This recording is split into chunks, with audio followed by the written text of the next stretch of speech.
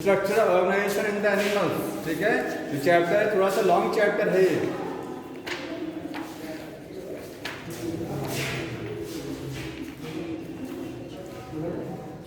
Page number 100, structural organisation in the animals. सबसे पहले इसमें आपको एनिमल टिश्यू के बारे में पढ़ना है। ठीक है,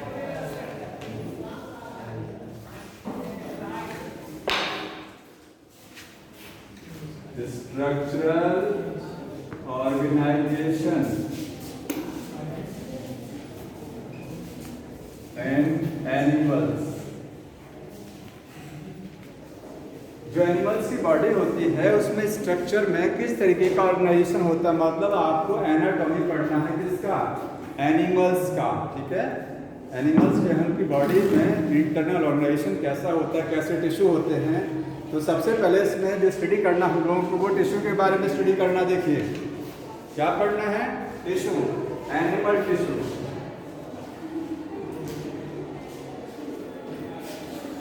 टिश्यू की डेफिनेशन सबको पता है, टिश्यू क्या होते हैं। ठीक है, हाँ। अब एनिमल टिश्यू कितने टाइप्स के हैं, टाइप्स ऑफ एनिमल टिश्यू। तो टाइप्स देखेंगे, आप सब लोग जानते हैं एनिमल टिश्यू कितना होता है। इसमें एपिथेलियल टिश्यू, एपिथेलियल टिश्यू हो गया, कनेक्टिव, मस्कुलर और न्यूरल टिश्यू। ये चार तरीके के टिश्यू एनिमल की बॉडी में प्रेजेंट होते हैं। ठीक है, इनकी ओरिजिन क्या क्या होती है तो जानते हैं सब लोग। गैस्ट्रोला में 3 जर्म लेयर्स होती हैं। गैस्ट्रोला जो होता है अर्ली एम्ब्रियोनिक, जब एम्ब्रियो बनता है हम लोगों में, तो एम्ब्रियो में जो स्टार्टिंग की स्टेज होती है ब्लास्टुला, ठीक है, मोरुला, ब्लास्टुला और गैस्ट्रोला। गैस्ट्रोला में 3 जर्म लेयर्स होती हैं, एक्टोडर्म, मेसोडर्म और एंडोडर्म। हमारी पूरी बॉडी उन्हीं 3 जर्म लेयर से बनी है। बॉडी के जितने भी पार्ट्स हैं, कोई भी पार्ट देख लीजिए या कोई भी टिश्यू है, वो सब उन्हीं 3 जर्म लेयर से बना है। अब किस जर्म लेयर से कौन सा टिश्यू बनता है, तो एपिथेलियल टिश्यू जो है ये किस जर्म लेयर से बनता है बताइए। एक्टोडर्म, मेसोडर्म से नहीं बनता है या एंडोडर्म से नहीं बनता है, तीनों जर्म लेयर हैं। ये एक अकेला ऐसा टिश्यू है जिसमें तीनों जर्म लेयर्स हैं। अभी बताएंगे कहाँ कहाँ प्रेजेंट हैं। All 3 germ layers present in the epithelial tissue, मतलब ये टिश्यू तीनों जर्म लेयर से बनता है। गैस्ट्रोला में तीनों लेयर से बनेगा। ठीक है, तो ऑल 3 जर्म लेयर्स, तीनों जर्म लेयर से बनेगा। एक्टोडर्म से बनेगा, ये एक्टोडर्म से, मेसोडर्म से भी बनेगा और एंडोडर्म से भी बनेगा। एक्टोडर्म, मेसोडर्म और एंडोडर्म, समझ में आ रहा है। ये तीनों जर्म लेयर हो गया। तो हाँ, ये एक्टोडर्म से बनेगा। जो बॉडी, देखिए अभी इसको बताएंगे एपिथेलियल टिश्यू कहाँ पर प्रेजेंट है, कहाँ पर है ये। तो यहाँ पर बस इतना थोड़ा सा जान लीजिए, एक्टोडर्म से एपिथेलियल टिश्यू जब बनेगा तो कहाँ रहेगा, वो रहेगा बॉडी का जो कवरिंग है, कवरिंग ऑफ बॉडी। समझ में आया, बॉडी की जो कवरिंग है उस कवरिंग पर क्या रहेगा, वो एक्टोडर्म से बनेगा, कवरिंग ऑफ बॉडी। समझ में आया। मेसोडर्म से क्या कहाँ बनेगा, बताया था आपको जब मेसोडर्म लेयर, 3 जर्म लेयर बताया था आपको ना, एक्टोडर्म, मेसोडर्म, ट्रिप्लोब्लास्टिक एनिमल्स याद आ रहा है। ट्रिप्लोब्लास्टिक में उसमें बताया था जो ये देखिए बाहर क्या हो गया, एक्टोडर्म, बाहर क्या हो गया, एक्टोडर्म, इसके बाद क्या है मेसोडर्म, उसके बाद क्या है एंडोडर्म। 3 जर्म लेयर होती है। मेसोडर्म जब स्प्लिट करती है, मेसोडर्म क्या करती है, जब स्प्लिट करती है तभी तो बनता बॉडी का कैविटी। मेसोडर्म स्प्लिट होने से तो बनता बॉडी कैविटी। ठीक है, तो बॉडी की जो कैविटी होती है, आप कैसे कह सकते हैं, हमारी ये जो बॉडी है, अंदर क्या है बॉडी में, अंदर एलिमेंट्री कैनाल है और क्या डिफरेंट बॉडी के ऑर्गन्स लगे हैं, यही तो है। तो जो बॉडी कैविटी हमारी बॉडी है, बाहर की सरफेस, अंदर एलिमेंट्री कैनाल हो गया। ठीक है, बीच का सारा स्पेस बॉडी और अंदर एलिमेंट्री कैनाल, उसको आप हटा दीजिए, बाकी बीच का सारा स्पेस कह सकते हैं एलिमेंट्री कैनाल के बाहर का स्पेस, वही क्या होता है, बॉडी कैविटी होता है। ठीक है, वही क्या है बॉडी कैविटी। देखिए ये है बॉडी और अंदर क्या है एलिमेंट्री कैनाल। ये जो स्पेस नजर आता है एलिमेंट्री कैनाल के बाहर वाला, ये क्या है बॉडी कैविटी। बॉडी कैविटी में ही डिफरेंट ऑर्गन्स लगे होते हैं हमारे। तो बॉडी कैविटी का जो लाइनिंग होता है वो किसका बना होता है, मेसोडर्म का बना होता है, ठीक है। और एंडोडर्म आपको मिलेगा जितनी भी ग्लैंड्स होती हैं, जितने भी ये बॉडी कैविटी मिलेगा। बॉडी कैविटी का जो लाइनिंग होता है, lining of body cavity, lining समझ रहे हैं ना, बॉडी की जो कैविटी है एलिमेंट्री कैनाल, बाहर का बॉडी वॉल, बीच में जो कैविटी नजर आ रही है उस कैविटी में जो लाइनिंग है, ऐसे कह सकते हैं एलिमेंट्री कैनाल की बाहर की सरफेस, एलिमेंट्री कैनाल जो उसके बाहर की बाउंड्री इसी की बनी है, समझ में आ गया, मेसोडर्म हो गया है। और इसके बाद एंडोडर्म से क्या है, ऑल ग्लैंड्स, जितनी भी बॉडी में ग्लैंड्स होती हैं, सारी ग्लैंड्स में कौन सा टिश्यू होता है, एपिथेलियल टिश्यू। और वो कौन सा टिश्यू है, वो एंडोथेलियम से बना है। किससे बना, एंडोडर्मिस से बना है, एंडोडर्म से, समझ में आ रहा है। जैसे तीनों जर्म लेयर इसमें इन्वॉल्व है, इतना आपको याद रखना है कि तीनों जर्म लेयर है। एंडोडर्म भी इन्वॉल्व है, वो कहाँ होगा, बॉडी में जितनी ग्लैंड्स होती हैं, याद रखिए सारी ग्लैंड्स जो होती हैं वो एंडोडर्मल इन ओरिजिन है। अगर क्वेश्चन आता है सैलिवरी ग्लैंड्स किस, उसकी ओरिजिन क्या है, तो आप क्या बताएंगे, सैलिवरी ग्लैंड्स जो है गैस्ट्रोला की किस जर्म लेयर से बनता है, एंडोडर्म से बनता है। जितनी भी ग्लैंड्स हैं सब एंडोडर्म से बनेंगी, ठीक है। और कौन सा टिश्यू लगा होता है उसमें, कौन सा टिश्यू है, तो एपिथेलियल टिश्यू होता है सारी ग्लैंड्स में। एपिथेलियल, एपिथेलियल में कौन सा होता है, आज बताएंगे, ठीक है। तो एपिथेलियल में एपिथेलियल टिश्यू का बना होता है, क्योंकि एपिथेलियल टिश्यू तीनों जर्म लेयर से बनता है, तो ग्लैंड्स किसकी बनी होती है, एंडोडर्म से बनी होती है, समझ में। और कनेक्टिव टिश्यू मेसोडर्मल ओरिजिन, इसकी ओरिजिन कैसी है, मेसोडर्मल, मतलब गैस्ट्रोला की बीच वाली लेयर जो होती है, गैस्ट्रोला की जो मेसोडर्म लेयर होती है उससे क्या बनता है, कनेक्टिव टिश्यू। कनेक्टिव टिश्यू आगे बताना है, ब्लड हो गया, लिम्फ हो गया, बोन्स हो गया, कार्टिलेज हो गया, ये सब क्या है, कनेक्टिव टिश्यू है, ठीक है। मस्कुलर टिश्यू ये भी मेसोडर्मल हो गया, मेसोडर्मल ओरिजिन, ये कहाँ प्रेजेंट होता है, देखिए समराइज देख लीजिए, ये वाला टिश्यू एपिथेलियल टिश्यू, ये आपकी बॉडी की वॉल बनाएगा, पूरा बॉडी का बाउंड्री बनाएगा, आउटर सरफेस बॉडी का बनेगा, स्किन वगैरह, बॉडी के अंदर की लाइनिंग बनेगी, समझ में आ गया। कोई बॉडी ऑर्गन है, अगर कोई भी ऑर्गन है उसका आउटर कवरिंग बनाएगा, आउटर कवरिंग, अभी इसको और डिटेल करेंगे तब समझिए। कनेक्टिव टिश्यू कहाँ होता है, ये बॉडी के सारे पार्ट को कनेक्ट कराएगा, सारे पार्ट को कनेक्ट कराएगा, समझ में आ गया। मतलब कह सकते हैं कि जो जितने भी ऑर्गन्स होते हैं, ऑर्गन्स उनके बाहर कौन सा टिश्यू है, कनेक्टिव टिश्यू। बॉडी के ऑर्गन्स को एक दूसरे से कनेक्ट कराने का काम कौन करता है, कनेक्टिव। मस्कुलर टिश्यू तो जानते हैं मसल्स में होता है, समझ में आ गया। और ये न्यूरल टिश्यू नर्वस सिस्टम में होता है, ठीक है। तो ये न्यूरल टिश्यू की ओरिजिन एक्टोडर्मल, देखिएगा एक्टोडर्मल, तो ओरिजिन आपको पता होना चाहिए। ये न्यूरॉन्स की ओरिजिन क्या होती है, न्यूरॉन्स की ओरिजिन एक्टोडर्मल होती है, सही, हाँ, neurons ectodermal, nervous system ectodermal, endo नहीं है, देखा है, एक्टोडर्मल ओरिजिन है। ब्रेन की ओरिजिन क्या है, एक्टोडर्मल है, समझ में आया। ब्रेन में जो न्यूरॉन्स उनकी ओरिजिन क्या है, एक्टोडर्मल होती है। ये इनकी ओरिजिन हो गया। अब इसके बाद सबसे आपको पढ़ना है एपिथेलियल टिश्यू। आगे देखिएगा एपिथेलियल टिश्यू।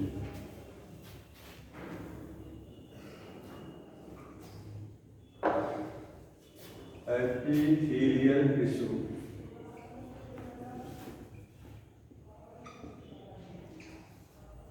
सबसे पहले ओरिजिन क्या है इसकी, तो यहाँ पर ओरिजिन एक बार फिर से ओरिजिन क्या है, एक्टो, मीजो, एंडो, तीनों ओरिजिन है इसकी, एक्टोडर्मल, मेसोडर्मल और एंडोडर्मल, तीनों ओरिजिन है। ये बॉडी में कहाँ कहाँ मौजूद होता है, इसको ध्यान से समझिए। एपिथेलियल टिश्यू कहाँ होगा, तो सबसे पहले outer covering of body, outer covering of body, body का जो आउटर कवरिंग, इसको आप क्या बोलते हैं, स्किन। तो स्किन में कौन सा टिश्यू लगा हुआ है, एपिथेलियल टिश्यू, समझ में आ गया, जिसको आप स्किन कहते हैं। इसके बाद और कहाँ होगा, जितने भी बॉडी के ऑर्गन्स हैं, बॉडी के ऑर्गन का मतलब समझते हैं, किडनी, लिवर हो गया, ठीक है, हार्ट हो गया। इन ऑर्गन्स के चारों तरफ इनकी जो बाहर की मेम्ब्रेन होती है, ठीक, वो भी किसकी बनी होती है, एपिथेलियल। तो outer covering of body and body organs, जो बॉडी ऑर्गन्स होते हैं उनकी भी आउटर कवरिंग यही बनाएगा एपिथेलियल टिश्यू, ठीक। और अगर कोई ऑर्गन अंदर से हॉलो है, जैसे हार्ट अंदर से क्या है, चैम्बर में कमरा है छोटा छोटा, तो उसमें अंदर स्पेस है, ठीक है। कोई भी ऑर्गन ले लीजिए, अगर अंदर से हॉलो है तो अंदर की लाइनिंग भी तो होगी। जैसे मान लीजिए मैंने एक ऑर्गन बनाया, ये ऑर्गन, ये अंदर से हॉलो है, देखिए ये स्पेस है अंदर, तो ये बाहर वाला कवरिंग आउटर कवरिंग हो गया। और अंदर की जो लाइनिंग होती है, इनर लाइनिंग का मतलब समझ रहे हैं, ये वाली लाइनिंग, अंदर की जो लाइनिंग है हॉलो बॉडी ऑर्गन, जैसे स्टमक होता है, तो स्टमक में बाहर की कवरिंग कौन बनाया, एपिथेलियल टिश्यू, क्योंकि एक ऑर्गन हो गया, सारे बॉडी ऑर्गन्स की कवरिंग बनाएगा स्टमक। और स्टमक अंदर से हॉलो होता है, तो स्टमक अंदर से हॉलो है तो अंदर भी तो एक कवरिंग होगा, नहीं होगा इसमें, उसको बोलते हैं इनर लाइनिंग। क्या बोला जाता है, अंदर की लाइनिंग। एलिमेंट्री कैनाल, पूरी एलिमेंट्री कैनाल बाहर से किस टिश्यू की बनी होगी, बाहर से एपिथेलियल टिश्यू, समझ में आ गया। बाहर से क्या होगा, एपिथेलियल। अंदर से एलिमेंट्री कैनाल हॉलो है, तो अंदर से उसकी जो लाइनिंग होगी वो कौन बनाएगा, एपिथेलियल बनाएगा। तो पूरी बॉडी का कवरिंग बनाता है, ठीक है। और बॉडी के जो, जैसे देखिए ये बॉडी हो गया, पूरी बॉडी का बाहर का कवरिंग बनाएगा, ठीक। इसके बाद में जो बॉडी के ऑर्गन होंगे उनकी भी कवरिंग बनाएगा बाहर की, अगर अंदर से हॉलो है तो इनसाइड की लाइनिंग भी वही बनाएगा, समझ में आ रहा है, और कुछ बचा नहीं। तो यही होता है एपिथेलियल टिश्यू यहाँ पर।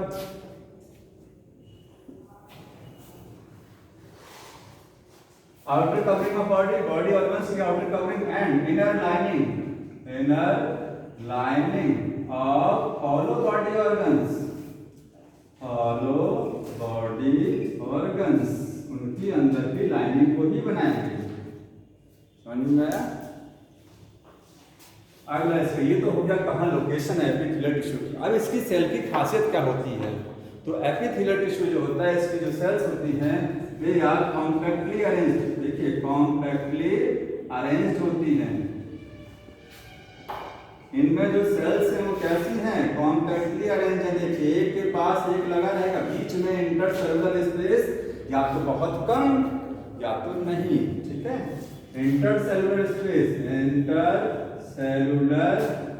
स्पेस जो होता है या तो एब्सेंट रहेगा या तो क्या है, वेरी लेस रहेगा, बहुत कम रहेगा। सेल एकदम कॉम्पैक्टली अरेंज। इनकी सेल में रीजनरेशन पावर काफी ज्यादा होती है। सबसे कम रीजनरेशन किस टिश्यू में होता है, न्यूरल टिश्यू, नर्वस टिश्यू, समझ में आया। सबसे ज्यादा रीजनरेशन कहाँ होता है, एपिथेलियल में, क्योंकि स्किन है, ऊपर से सेल निकलती रहती है, नीचे से सेल आती रहती है, होता है ना रीजनरेशन, समझ में आया। हीलिंग ऑफ वुंड इसी से तो होता है। तो हाई पावर ऑफ रीजनरेशन होता है इसमें, high power of regeneration, cell में रीजनरेशन की पावर ज्यादा होती है। ये आपको एपिथेलियल टिश्यू ऐसी जगह पर मिलेगा जहां पर सेल्स में ज्यादा डैमेज होने का चांस होता है, जहां पर बॉडी में डैमेज होने का चांस होता है वहीं ये रहता ही है। मतलब सबसे ज्यादा स्ट्रेस, तनाव, टेंशन इसी टिश्यू में होता है, जहां पर टूट के चांस ज्यादा होते हैं। जैसे खाना खा रहे हैं, बॉडी का बक्कल जो कैविटी है ना, मुंह की कैविटी, ये छिल सकती है, यहाँ पर एपिथेलियल लगा है, पूरा एलिमेंट्री कैनाल में अंदर लगा है, ठीक है, बाहर से भी लगा है। अंदर चांस होता है ना, मान लीजिए कोई ऐसा चीज निकल गया जो डैमेज कर सकता है आपको एलिमेंट्री कैनाल को, तो उसमें लगा हुआ अंदर, ये बाहर पूरी स्किन में लगा है। जहाँ डैमेज होने का चांस होता है बॉडी का, वहाँ एपिथेलियल टिश्यू होता है, क्योंकि इसका फंक्शन क्या है, मेन प्रोटेक्शन। और भी काम है लेकिन मेन फंक्शन क्या है, प्रोटेक्शन होता है, ठीक है। तो इसका देखिए फंक्शन है लिखना, ये प्रोटेक्शन में मदद करेगा। इसके बाद ये आपको सिक्रीशन में भी मदद करता है, अभी बताएंगे सिक्रीशन कैसे होता है। सिक्रीशन हो गया, एब्जॉर्प्शन में मदद करेगा, फिल्टरेशन और डिफ्यूजन, ठीक है, और फिल्टरेशन, ये सारी चीजें इसके फंक्शन होगा।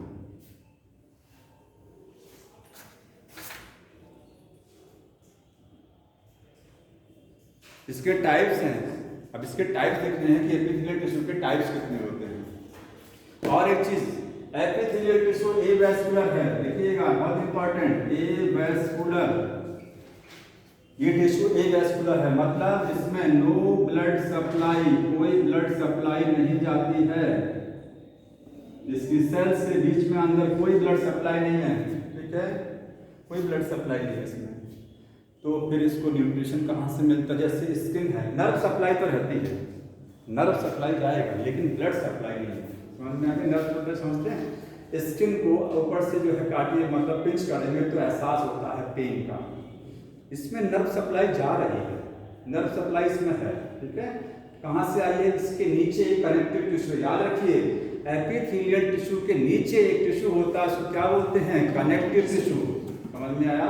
कनेक्टिव टिश्यू आप बहुत सारा पढ़ेंगे, ब्लड है, लिम्फ है, लेकिन इसके भी नीचे areolar connective tissue, adipose connective tissue. समझ में? तो एपिथेलियल के नीचे जो आप कहते हैं इतनी मोटी स्किन है, तो इतनी मोटी स्किन है तो इसमें ऊपर है एपिथेलियल टिश्यू, उसके नीचे लगा है कनेक्टिव टिश्यू। समझ में आया? उस कनेक्टिव टिश्यू में ब्लड वेसल्स हैं, जब कहीं से स्किन कटती है तो खून जो निकलता है वो इसके कटने से नहीं निकलता है, ये तो ऊपर की लेयर है, ये तो ऊपर की लेयर है। अंदर जो कनेक्टिव टिश्यू है वो जब कटेगा तो उसमें ब्लड सप्लाई आती है, उसका ब्लड रिलीज होता है। समझ में आया? इसमें कोई ब्लड सप्लाई इसमें नहीं है, समझ में? तो एवैस्कुलर का मतलब क्या है? No blood supply inside. तो जब ब्लड सप्लाई नहीं है तो इसको न्यूट्रिशन कहाँ से मिलेगा? भाई जानते हैं न्यूट्रिशन की जरूरत पड़ती है ना, आखिर सेल है ये, तो इनको भी तो खाइए। मरा हुआ सेल तो है नहीं, क्या एपिथेलियल टिश्यू डेड है? डेड नहीं है ना, है तो जिंदा। तो इसको न्यूट्रिशन कहाँ से मिलेगा? इसके जो नीचे कनेक्टिव टिश्यू है वही इसको न्यूट्रिशन देता है। जैसे ऐसे डायग्राम बना रहे हैं, देखिए ये मैंने एपिथेलियल टिश्यू का सेल बनाया हुआ है, देखिए ये एपिथेलियल टिश्यू है, ठीक है, ये सब सेल हो गया, इसमें ब्लड सप्लाई नहीं जा रही है। इसी के जस्ट नीचे क्या है? इसी के जस्ट नीचे है कनेक्टिव टिश्यू। ये कौन सा है? कनेक्टिव। उसमें ब्लड सप्लाई जाती है, उसमें ब्लड रहता है, ब्लड कैपिलरीज में है। ये ब्लड यहाँ से, ये ब्लड यहाँ से जाएगा, मतलब डिफ्यूजन प्रोसेस से न्यूट्रिएंट जाते हैं, ब्लड नहीं जाता है, ब्लड नहीं जाएगा, क्योंकि ब्लड ही जानते हैं पूरी बॉडी में न्यूट्रिएंट को दौड़ाता है, पूरी बॉडी में न्यूट्रिएंट ऑक्सीजन कौन ले जाता है? ब्लड ही तो ले जाता है। तो यहाँ जब ब्लड पहुँचता है, इसके नीचे कनेक्टिव टिश्यू जो आता है वहाँ तक ब्लड रखता है, उसमें ब्लड में सारे न्यूट्रिएंट हैं, वो न्यूट्रिएंट डिफ्यूजन प्रोसेस से एपिथेलियल में चले जाते हैं, तो इसका काम हो जाता है, इसको जो चाहिए वो मिल जाता है। भाई न्यूट्रिएंट तो चाहिए ग्रो करने के लिए, आखिरी इसकी सेल्स हमेशा डिवाइड करती रहती हैं, रीजनरेशन पावर है, तो बिना न्यूट्रिएंट की रीजनरेशन पावर तो होगा नहीं। समझ में आ रहा है? इसके लिए न्यूट्रिएंट चाहिए, वो डिफ्यूजन से मिलते हैं। तो एवैस्कुलर होता है, नो ब्लड सप्लाई। आगे लिखेंगे न्यूट्रिएंट सप्लाई, जो न्यूट्रिएंट सप्लाई होती है, nutrient supply to epithelial tissue, epithelial tissue वो कहाँ से होती है? वो होती है from connective tissue, connective tissue, क्योंकि कनेक्टिव में है सप्लाई। और कैसे होती है? By diffusion process, diffusion process से होता है। समझ में आ गया ये? तो एपिथेलियल टिश्यू बहुत मोटा लेयर नहीं है, जाने की पतली एक लेयर है, ठीक, और जिसमें कोई भी ब्लड सप्लाई नहीं है। आगे देखिए, इसके बाद सारा एपिथेलियल टिश्यू, अभी इसमें टाइप्स बताएंगे, इसमें टाइप्स बताएंगे, बहुत सारे इसमें टाइप है, ठीक है। सारा एपिथेलियल टिश्यू एक मेम्ब्रेन के ऊपर रेस्ट करता है, उसको बोलते हैं बेसमेंट मेम्ब्रेन। यहाँ एक डायग्राम बना लेना, समझ में आ जाएगा। ये देखिए एपिथेलियल टिश्यू का मैंने सेल बना, ये जो सेल बना ये कटिंग सेक्शन है, कटिंग सेक्शन समझते हैं?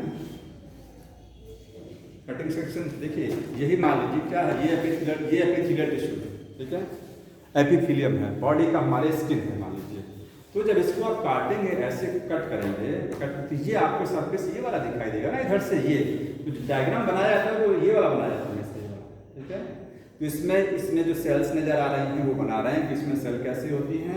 तो यहाँ पर आपको एपिथेलियल में एक लेयर भी हो सकती है और एक से ज्यादा लेयर। अभी टाइप्स बताएंगे, सिंपल एपिथेलियम और कंपाउंड। सिंपल में एक लेयर होती है, कंपाउंड एक से ज्यादा लेयर्स होती है, ठीक है। तो इस मान लीजिए कोई भी एपिथेलियम है, इसके नीचे एक मेम्ब्रेन होती है, डायग्राम बना ना, ये इसके नीचे, मतलब एपिथेलियल टिश्यू। अभी मैंने बोला स्किन में दोनों टिश्यू लगा है। कौन सा लगा है? एपिथेलियल भी और कनेक्टिव भी।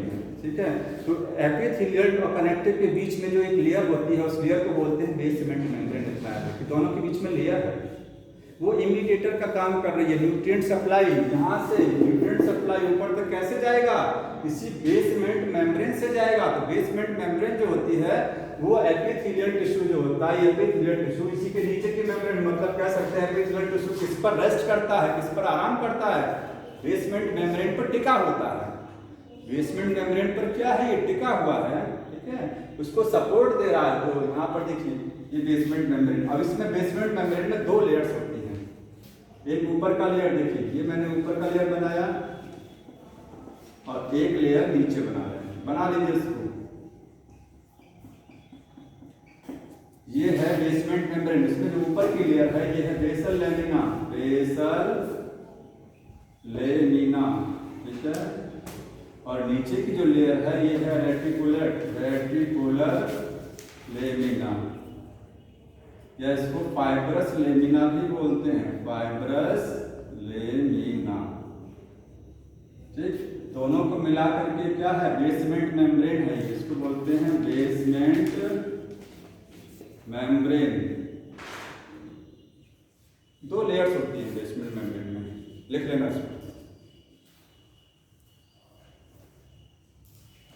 ऊपर वाली लेयर दिखाई दे रही है बेसल लेमिना है, नीचे वाली लेयर जो है वो रेटिकुलर लेमिना है, फाइब्रस लेमिना। अब इसके नीचे कनेक्टिव टिश्यू होगा। इसके नीचे क्या होगा? कनेक्टिव। कोई भी कहीं पर भी देखिए, जहां जहां एपिथेलियल टिश्यू है हर जगह ऊपर एपिथेलियल है तो नीचे कनेक्टिव रहेगा। समझ में आ रहा है? क्योंकि न्यूट्रिएंट सप्लाई कैसे मिलेगा अगर कनेक्टिव नहीं रहेगा? तो न्यूट्रिएंट सप्लाई चाहिए इसको ना, और दोनों के बीच में रहेगा ये बेसल में, ये बेसमेंट मेम्ब्रेन।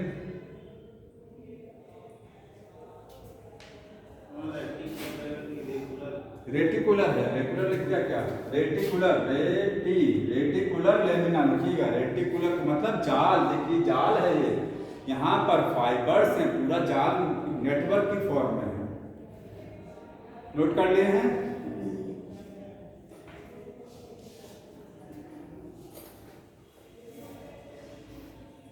इसके बारे में कुछ पॉइंट लिख लीजिए, एकदम क्लियर समझ में आ जाएगा। बेसमेंट मेम्ब्रेन के बारे में पॉइंट, पहला पॉइंट देखिए क्या है इसका।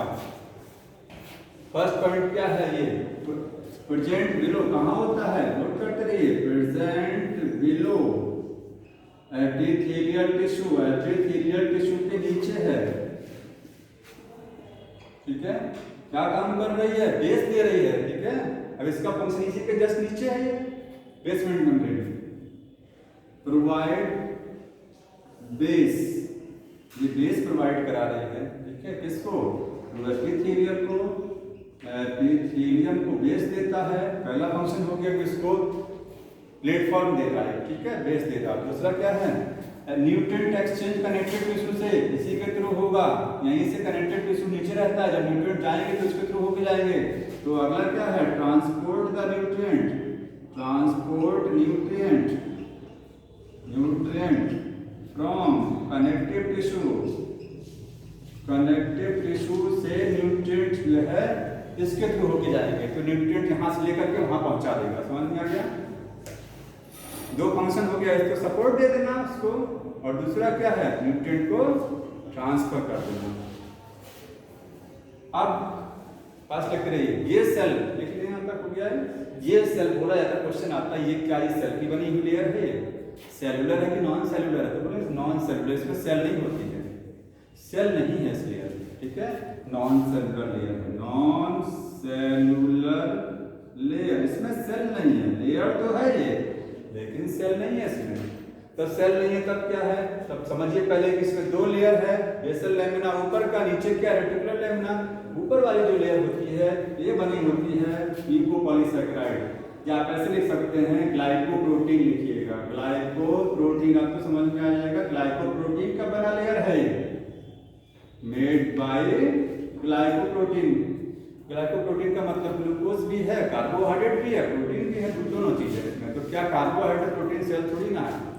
वो सेल नहीं है ना। दूसरा जो है रेटिकुलर लैमिना, ये फाइबर का बना है। फाइबर का मतलब धागा होता है, ठीक है। कौन सा fibre? Collagen fibre. Collagen fibre हमारी बॉडी में प्रोटीन के बने हुए फाइबर्स, ये भी जान लीजिए प्रोटीन के बने हुए धागे हैं, या प्रोटीन कोई सेल नहीं है ना, सेल नहीं है। तो ये क्या है? फाइबर्स हैं। फाइबर किसका बना होता है?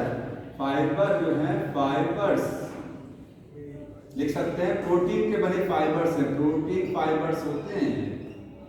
तो प्रोटीन के बने हुए धागे हो गया, दोनों को मिला करके बेसमेंट मेम्ब्रेन।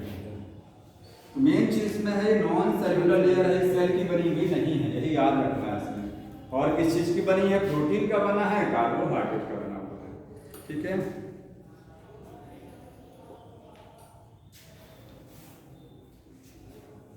अब एपिथेलियल टिश्यू का टाइप्स समझना है। टाइप्स,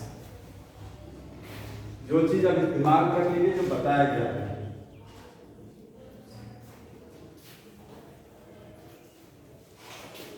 टाइप्स में देखिए, पहला है सिंपल, पहला टाइप इसका है simple epithelium, simple epithelial tissue. और दूसरा होता है कंपाउंड एपिथेलियम।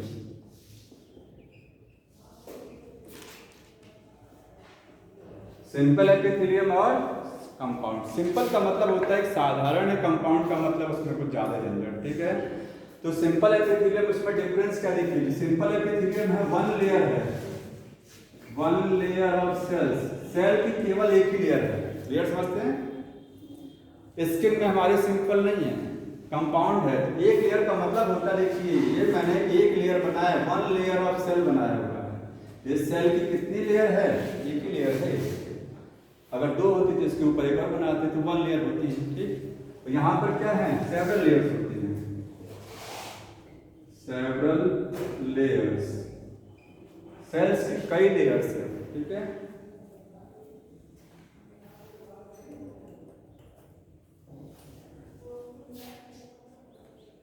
अगला जो सिंपल एपिथेलियम है, ये आपको मिलेगा कहाँ? तो बॉडी के उस पार्ट में मिलेगा। हाँ सुनिए, जिस पार्ट में आपके, देखिए एपिथेलियल टिश्यू का कई काम बताया था मैंने। एक काम सबसे क्या है? प्रोटेक्शन, बताया ना, प्रोटेक्शन। दूसरा काम क्या है? डिफ्यूजन।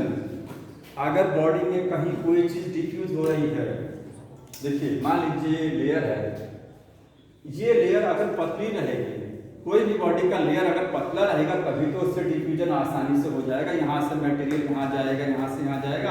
अगर ये लेयर मोटा हो जाएगा, कई लेयर का हो जाएगा, कंपाउंड हो जाएगा, तो क्या डिफ्यूजन होगा इससे? कंपाउंड से डिफ्यूजन नहीं होता। कंपाउंड का एक ही काम है सुरक्षा देना, प्रोटेक्शन। उसके कई काम है सिंपल वाले के, सिंपल वाले के कई काम है। बताएंगे होता कहाँ कहाँ है। मैंने तो अभी आपको स्किन का एक एग्जाम्पल बताया, तो स्किन में कौन सा था? कंपाउंड था, प्रोटेक्शन देता है। लेकिन सिंपल वाला जो है, जो आगे आपको और भी लिखाया था ना कि डिफ्यूजन है और क्या लिखा है? सिक्रीशन है। उसको जान लीजिए कि सिंपल के कई काम है। एक तो हो गया क्योंकि सिंपल में एक ही लेयर है, कितनी लेयर है? सिंगल लेयर है, ठीक है। और सिंगल लेयर है तो ये एपिथेलियल टिश्यू पतला होगा ना, थिन लेयर का होगा। लेयर कैसी होगी? पतली होगी। यहाँ पर एपिथेलियल टिश्यू, एपिथेलियम की लेयर क्या होगी? मोटी होगी, क्योंकि इसमें कई लेयर्स हैं। तो जब एक लेयर होता है तो इसका फंक्शन क्या हो गया? पहला फंक्शन आप कर सकते हैं डिफ्यूजन। जैसे हमारी जो एल्वुलियाई होती हैं, एल्वुलियाई जो लंग्स में एल्वुलियाई होती है, उसमें कौन सा टिश्यू लगा होता है? एपिथेलियम, उसमें स्क्वैमस होता है, ठीक है। तो यहाँ पर एक सिंपल वाला लगा होगा, क्योंकि सिंपल का फंक्शन क्या है? ये डिफ्यूजन, समझ गए। अभी इसमें इसका टाइप्स बताता हूँ तब, क्योंकि एक बार फिर से बताना पड़ेगा वो चीज़ कि फंक्शन। तो पहले इतना जान लीजिए, दोनों में एक डिफरेंस जान लीजिए कि इसमें सिंगल लेयर, इसमें सेवरल लेयर्स। समझ में आ गया? और इनका फंक्शन लिख लीजिए। इसका फंक्शन क्या होता है? सिक्रीशन होता है इसका फंक्शन, और इसका फंक्शन डिफ्यूजन है, ठीक। डिफ्यूजन हो गया, फिल्टरेशन हो गया, और इसका फंक्शन क्या होता है? प्रोटेक्शन, प्रोटेक्शन इसका फंक्शन हो गया, ठीक।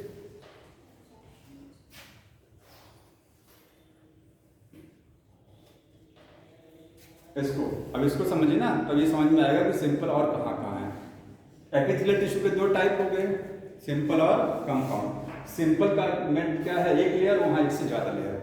अब सिंपल की टाइप देखिए,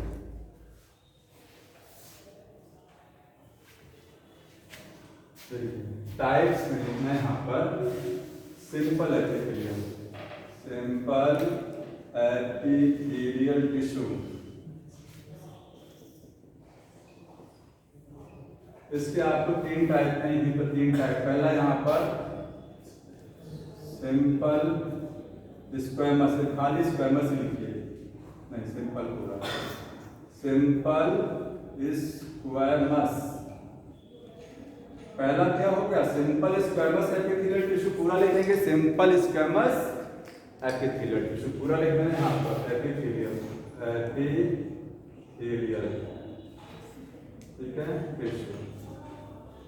दूसरा होता है क्यूबोडियल, क्यूबोडियल एपिथेलियल, एपिथेलियल, ठीक। और थर्ड इसमें क्या है, columnar, columnar epithelial tissue, epithelial हो गया। इसके बाद बताइए और कौन सा है, कॉलमनर, कॉलमनर के बाद सीडो स्ट्रेटिफाइड, एक और होता है इसमें pseudo stratified, pseudo stratified epithelium, epithelium.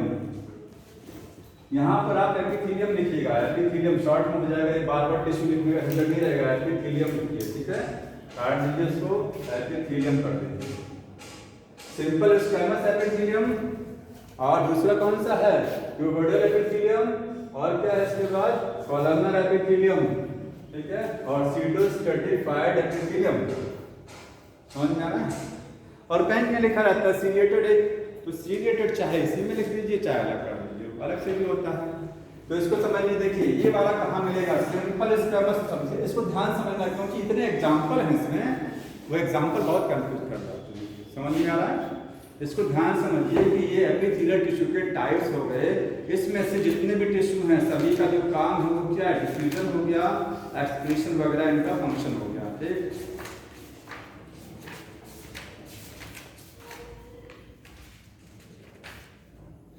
देखिए सिंपल स्क्वेमस डायग्राम बनाते हैं इस तरीके से,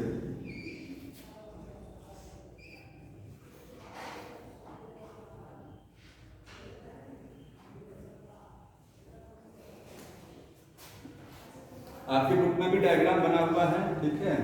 आप इस तरीके से समझने के लिए डायग्राम बना लीजिए, वहां डायग्राम बना हुआ है, कुछ समझ में आ रहा डायग्राम, देखिए उसी बुक से बना लेना। सेम उसके बाद समझाने के लिए मैं जल्दी में डायग्राम बनाऊँ, कोशिश बना। देखिए ये मान लीजिए ये जो एपिथेलियल टिश्यू है ऐसा बुक में बना गया है। डायग्राम को देखिए, पहला डायग्राम बना है, ये वाला जो एरिया दिखाया गया है, ये वाला एरिया ये आपको सामने दिख रहा है, ये ठीक है, ये ऊपर का एरिया है, ये ऊपर की सेल्स ऊपर से कैसा दिखता है, जैसे मान लीजिए एपिथेलियल टिश्यू है ना, ये एपिथेलियल हो गया ये, ठीक है। ये ऊपर से कैसे दिखेगा इसका सेल, और इसका सेल साइड व्यू में कैसा दिखेगा, साइड व्यू का मतलब क्रॉस सेक्शन काटेंगे तो कैसा दिखेगा। तो अलग अलग इसमें समझना है, ये क्रॉस सेक्शन में ऊपर से ऐसा दिखेगा, एक लेयर होगा, सिंगल लेयर, बहुत पतला लेयर होता है, बहुत थिन। सबसे पतला एपिथेलियल टिश्यू कौन सा होता है, सिंपल स्क्वेमस।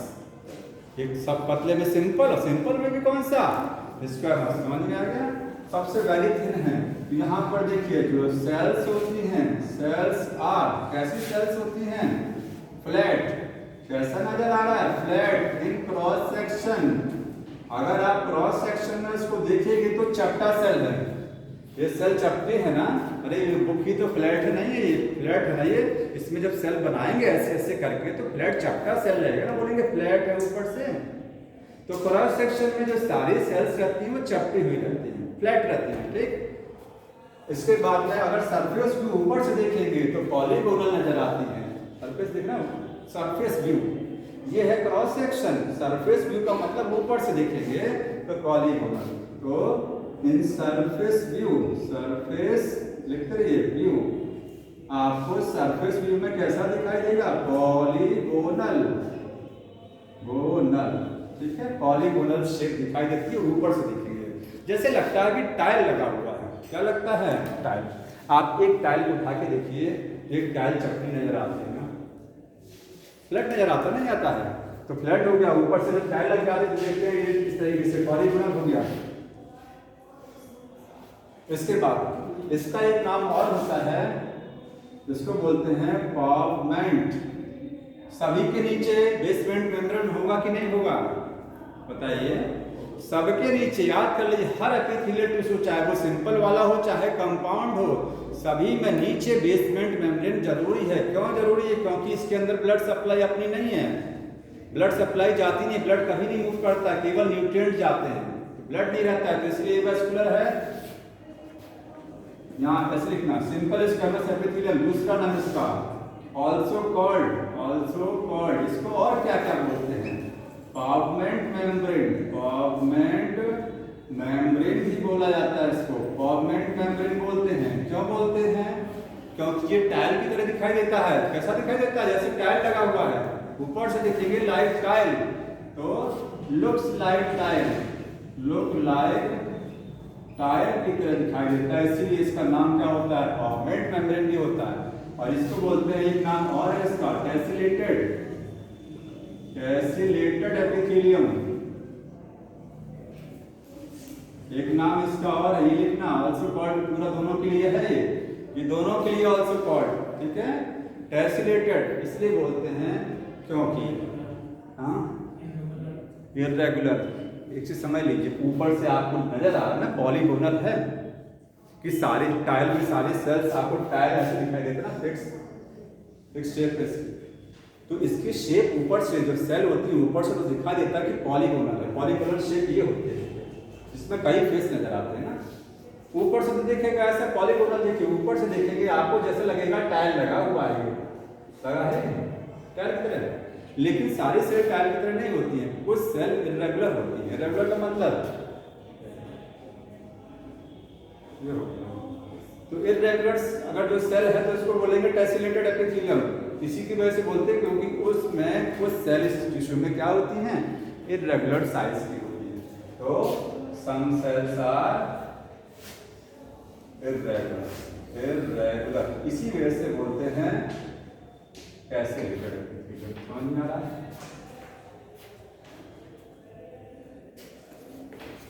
कहाँ कहाँ होता है ये समझ लीजिए।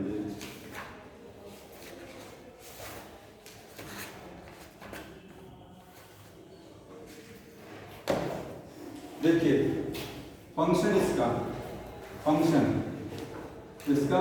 पहला फंक्शन क्या है? डिफ्यूजन कराना। क्या कराना? डिफ्यूजन का मतलब समझते हैं, कोई मॉलिक्यूल एक जगह से मूव करके जब दूसरी जगह जाता है तो उसको बोलते हैं डिफ्यूजन।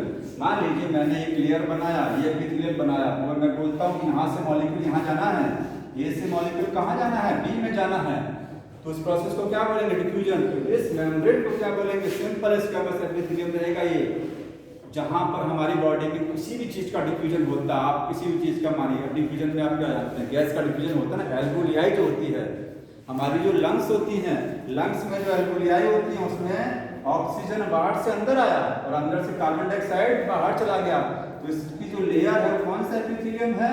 Simple squamous. अगर सोचिए और किसी का बना होता, कंपाउंड बना होता, तो उसमें सेवरल लेयर्स हो जाती, तुरंत कई लेयर, तो क्या ऑक्सीजन मूव कर पाती? नहीं। जितना पतले से पतला हो सकता है उतनी थिन लेयर होनी चाहिए, सबसे थिन तो यही होता है ना।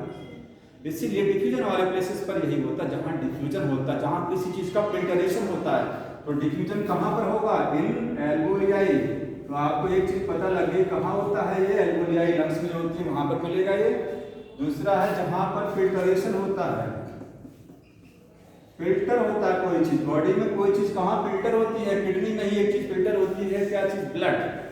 किडनी में फिल्टर होता है ना, तो किडनी में जो बोमेन कैप्सूल, नेफ्रॉन का पार्ट पढ़े आपने ना, Bowman capsule, cup like structure, Bowman capsule, जब ब्लड आता है यहाँ से तो यहाँ छन जाता है, छन्नी है ये। तो अगर ये लेयर पतला हो, मोटा हो जाएगा तो छनेगा कैसे? तो फिल्टरेशन के लिए यहाँ पर सिंपल स्क्वैमस लगा होता है, इस एरिया में छनने। समझ में आ गया? जहाँ अल्ट्रा फिल्टरेशन। तो दूसरा फंक्शन है फिल्टरेशन, ये कहाँ होगा? इन बोमेन कैप्सूल, बोमेन कैप्सूल वो कहाँ है? किडनी का पार्ट है। वुमेन कैप्सूल किसका पार्ट है? नेफ्रॉन लिखिएगा सीधे, नेफ्रॉन सब जानते हैं। नेफ्रॉन का पार्ट हो गया, एल्वुलाई पता ही है, लंग्स का पार्ट हो गया, ठीक है। तो डिफ्यूजन में जहां पर ये रहेगा। और तीसरा देखिए, एक जगह और होता है जहां पर डिफ्यूजन हो गया, एक जगह आपको मिलेगा एन, इसी में लिखिएगा डिफ्यूजन वाले। एल्वुलाई में तो डिफ्यूजन गैस का होता है ना, एल्वुलाई में किस चीज का डिफ्यूजन होता है? गैस का। गैस के अलावा भी हमारी बॉडी में कोई काफी चीजें डिफ्यूज करती हैं। पहले यहाँ लिखिएगा in blood vessels, blood vessels, और इसमें कौन सा? कैपिलरी, कैपिलरी, ठीक है। हमारी बॉडी की जो कैपिलरी होती है, कैपिलरी जानते हैं सब लोग, ये है लंग्स का एल्वुलाई। किसका एल्वुलाई है? लंग्स का। इसमें कौन सा एपिथेलियल टिश्यू लगा रहेगा? सिंपल स्क्वैमस, क्योंकि क्या कराना है? ऑक्सीजन जो बाहर से आ रही है उसको अंदर ले जाना है, अंदर से कार्बन डाइऑक्साइड बाहर डालना है, ठीक है। एल्वुलाई के चारों तरफ ब्लड मूव करता है, पता होगा, तभी तो ऑक्सीजन जाती है, ब्लड में मिलती है। तो इसके चारों तरफ ब्लड की कैपिलरीज होती हैं। इसके चारों तरफ क्या होता है? ब्लड फ्लो करता है। हमारे लंग्स के चारों तरफ क्या है? ब्लड फ्लो कर रहा है, ब्लड कैपिलरीज हैं। तो जो ब्लड की कैपिलरी होती है, देखिए ये ब्लड कैपिलरी मैंने बनाया, ये ब्लड कैपिलरी है। और ब्लड कैपिलरी क्या होता है? एक तरीके का ब्लड वेसल ही तो है, नहीं है? ब्लड वेसल के 3 टाइप, आर्टरी, वेन और कैपिलरी। तो ये ब्लड कैपिलरी है। अब इस ब्लड कैपिलरी से इसमें ब्लड आ रहा है, क्या आ रहा है? ब्लड, ठीक है। ब्लड अपने साथ जानते हैं कार्बन डाइऑक्साइड लेके आ रहा है अंदर से। ये कार्बन डाइऑक्साइड कहाँ जाना है? एल्वुलाई में जाना है। तो पहले तो कैपिलरी से निकलना पड़ेगा उसको ना, पहले किससे मूव करना पड़ेगा? कैपिलरी से बाहर होना पड़ेगा, तभी तो एल्वुलाई में जाएगा। तो यहाँ से ऑक्सीजन डिफ्यूज होकर के कहाँ जा रही है? तो CO2, ब्लड में जो कार्बन डाइऑक्साइड आ रही थी, वो कार्बन डाइऑक्साइड कहाँ चली गई? एल्वुलाई में चली गई, सॉरी एल्वुलाई में चले गया कार्बन डाइऑक्साइड। और लंग्स में जो ऑक्सीजन आ रही है, वो ऑक्सीजन यहाँ ब्लड में कैसे मिलेगा? इस एल्वुलाई के मेम्ब्रेन को क्रॉस करना पड़ेगा उसको। तो आपको कह सकते हैं कि एल्वुलाई की मेम्ब्रेन भी इसी की बनी होती है, क्योंकि वहाँ डिफ्यूजन की जरूरत पड़ती है, और कैपिलरी की मेम्ब्रेन भी इसी की बनी होती है, वहाँ पर भी डिफ्यूजन। अब यहाँ गैस का डिफ्यूजन हो रहा है, समझ में? किसका हो रहा है? गैस का। एक डिफ्यूजन और होता है, जब आपने पढ़ा होगा, ये हमारी बॉडी का जो टिश्यू होता है, जब ब्लड का कैपिलरी आता है, ब्लड की कैपिलरी क्या हमारी बॉडी की जो सेल होती हैं वहां तक डायरेक्ट ब्लड कांटेक्ट करता है? कभी बताइए सोच करके, क्या ब्लड हमारी बॉडी की हर सेल को डायरेक्ट कांटेक्ट करता है या लिम्फ कांटेक्ट करता है? लिम्फ जाता है, ब्लड नहीं जाता कभी भी। लिम्फ पता क्या होता है? लिम्फ लसिका जिसको बोलते हैं, पता किसी को लिम्फ क्या है? लिम्फ जो है वो अलग नहीं है, ब्लड से बना हुआ एक हिस्सा है, ब्लड का एक हिस्सा। जैसे मान लीजिए हमारे हार्ट से ब्लड निकला, तो हार्ट से निकलने के बाद वो जाता कहाँ है? वो अल्टीमेटली हमारी बॉडी की सेल को पहुंचना है, ब्लड ही तो होता है। तो हार्ट से जब ब्लड निकला तो आर्टरी से निकलता है। आर्टरी किस में डिवाइड होती है? आर्ट्रियोल में होता है ना। आर्ट्रियोल किस में डिवाइड होता है? कैपिलरी में, ठीक। तो मान लीजिए ये आपकी बॉडी का कोई भी पार्ट है, सेल है या, ठीक, जहां से कैपिलरी आ रही है, ये क्या आ रही है? कैपिलरी। भाई कैपिलरी ही आती, कभी भी आर्टरी डायरेक्ट जो है ब्लड के बॉडी के पार्ट को कांटेक्ट नहीं करती है। बॉडी के किसी भी हिस्से में सप्लाई देनी है ब्लड को, तो कैपिलरी के रास्ते से जाती है, क्योंकि ब्लड वेसल्स, आर्टरी तो बहुत कम है ना, आर्टरी तो लिमिटेड है, आर्टरी नहीं जाती, समझ रहे ना चीज को? आर्टरी आती है, हार्ट से आर्टरी निकला, एक आर्टरी निकली, वो आर्टरी डिवाइड हो गया आर्ट्रियोल में, वो आर्ट्रियोल डिवाइड करके कैपिलरी बनाया, वो कैपिलरी जाती है बॉडी की ब्लड के सेल, जो सेल्स होती है वहाँ ब्लड पहुँचाने जाती है। तो मान लीजिए बॉडी का ये सेल हो गया, यहाँ ब्लड पहुँचना है, तो कैपिलरी आ रही है, कैपिलरी आ रहा है, बगल से गुजर रहा है। मान लीजिए कमरा क्या हो गया, बॉडी का सेल हो गया, बगल से कैपिलरी जा रहा है, ब्लड लेके जा रहा है, तो वो ब्लड जो है वो कभी भी ब्लड सेल के कांटेक्ट में आएगा कैसे? इस बॉडी के सेल को न्यूट्रिएंट मिलना है, ऑक्सीजन मिलना है या न्यूट्रिएंट मिलना है, तो ब्लड ही तो देगा। तो ब्लड में से ऑक्सीजन और न्यूट्रिएंट निकल करके कहाँ आते हैं? इस स्पेस में आएंगे। मतलब कह सकते हैं ब्लड में से जो चीज छन जाती है, ब्लड का जो हिस्सा छन जाता है वही हिस्सा लिम्फ बोला जाता है। क्या बोलते हैं आप इसको? लिम्फ। फिर वो लिम्फ जाता है ब्लड की सेल के पास में, कभी आरबीसी नहीं जाता है। लिम्फ में आरबीसी होती है? नहीं होता है ना। ब्लड लिम्फ क्या? ब्लड का जो हिस्सा छन करके जो फिल्टर होकर के कहाँ चला गया? बॉडी के सेल के पास चला गया। क्यों चला गया? क्योंकि बॉडी के सेल को दो चीजों की जरूरत पड़ती है, तो ऑक्सीजन चाहिए और क्या चाहिए? न्यूट्रिएंट चाहिए। कौन लेके आ रहा? ब्लड लेके आ रहा है। तो ब्लड कभी डायरेक्ट कांटेक्ट नहीं करता सेल को, वो अपना एक इमीडिएटर, एक बीच का इमीडिएटर बना के भेज देता है। जैसे इसको मैरिज करनी होती है, वो एक बीच का इमीडिएटर बनाता, बोलता है कि जाओ तुम जो है बात करके आइए, हम डायरेक्ट नहीं जाएंगे। तो वैसे होता है, ब्लड कभी डायरेक्ट सेल के पास नहीं जाता, उसको जो भेजना होता है वो एक अपना एक इमीडिएटर बना के भेजता है।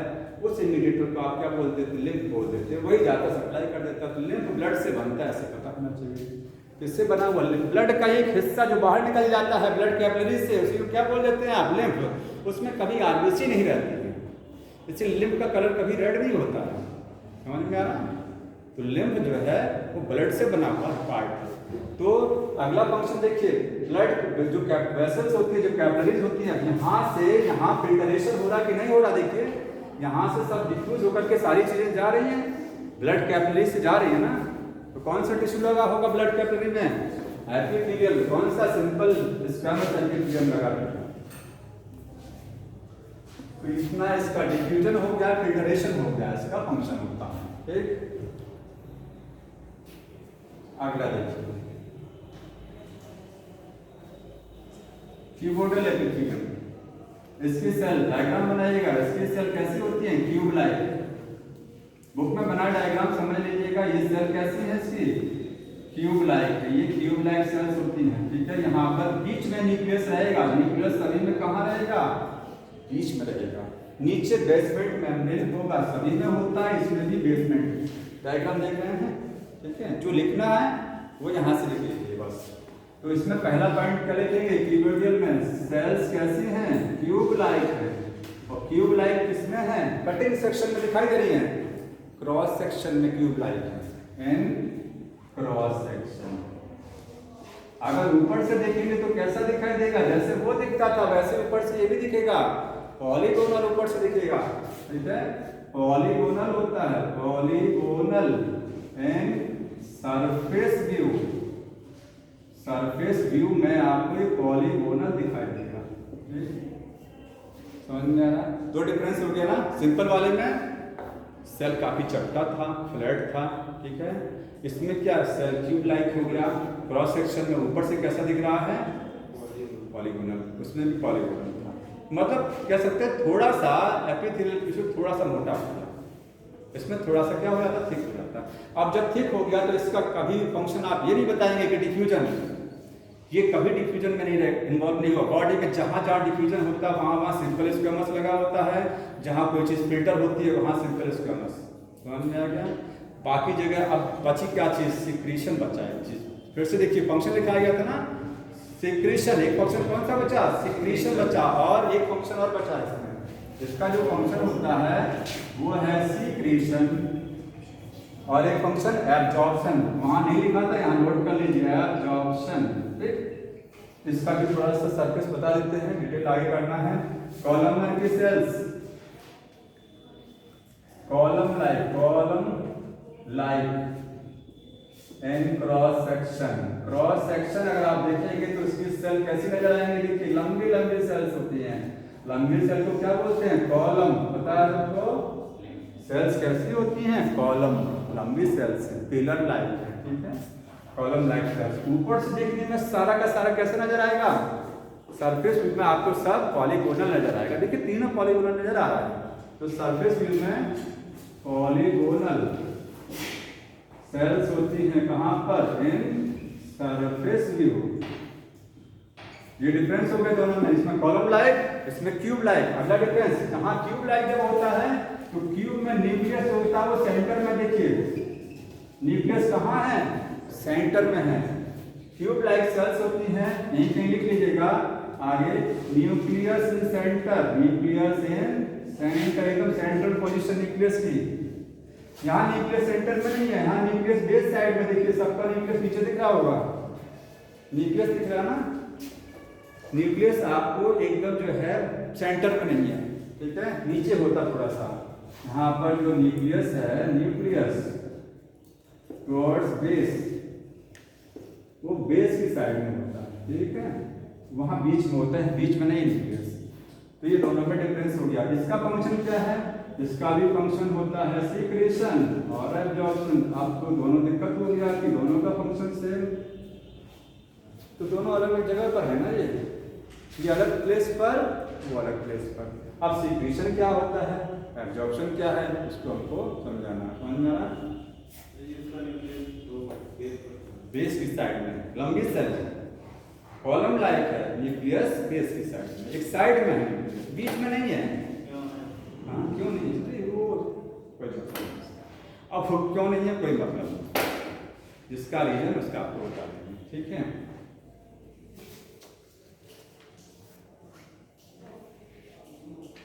अब इनका लोकेशन समझना, ये सब कहाँ कहाँ प्रेजेंट है। एक चीज आप इतना जान लीजिए, शॉर्ट फॉर्म में सीक्रेशन और एब्जॉर्प्शन में डिफरेंस जान लीजिए क्या होता है। एक लाइन में समझिए, सीक्रेशन का मतलब क्या होता है। एक वर्ड होता है एक्सक्रीशन और एक होता है सीक्रेशन। क्या है? बॉडी में जहाँ पर एंजाइम रिलीज होते हैं, सारा एंजाइम, जहाँ पर भी एंजाइम बन रहा है, ध्यान सुनिएगा, एंजाइम सीक्रेशन प्रोसेस से रिलीज होता है। सीक्रेशन का मतलब होता है बॉडी में किसी पार्ट से यूजफुल मटेरियल का रिलीज होना, यूजफुल, फायदेमंद। तो एंजाइम हमारे लिए फायदेमंद है ना, तो एंजाइम कहीं से रिलीज हो रहे हैं, कहाँ से रिलीज होते हैं? ग्लैंड से। तो ग्लैंड से रिलीज हो रहा है तो उस प्रोसेस को क्या बोलेंगे? सीक्रेशन। और एक वर्ड होता है एक्सक्रीशन। एक्सक्रीशन का मतलब होता है वेस्ट प्रोडक्ट बाहर निकलना, बॉडी से क्या निकलना? वेस्ट प्रोडक्ट का बाहर निकलना, वो है एक्सक्रीशन। और सीक्रेशन का मतलब बॉडी से यूजफुल प्रोडक्ट का रिलीज होना, लेकिन वो अंदर ही रिलीज होते हैं, बाहर कहीं यूजफुल प्रोडक्ट रिलीज होता है क्या बॉडी से? नहीं होता ना, तो सीक्रेशंस को बोलते हैं। प्लांट में होता है, प्लांट में गम, रेजिन, सीक्रेशंस रिलीज होता है, समझ में ना, वहाँ बाहर भी रिलीज होता है, गम रेजिन बाहर रिलीज होता है। और एक्सक्रीशन हो गया। एब्जॉर्प्शन सब लोग जानते हैं, एब्जॉर्प्शन पता है ना, अरे हमारी बॉडी में इंटेस्टाइन में माइक्रोविलाई एब्जॉर्ब, तो जहाँ कोई चीज़ एब्जॉर्ब हो रही है वहाँ एब्जॉर्प्शन हो गया, ठीक। तो सीक्रेशन और एब्जॉर्प्शन दो ही फंक्शन इसका।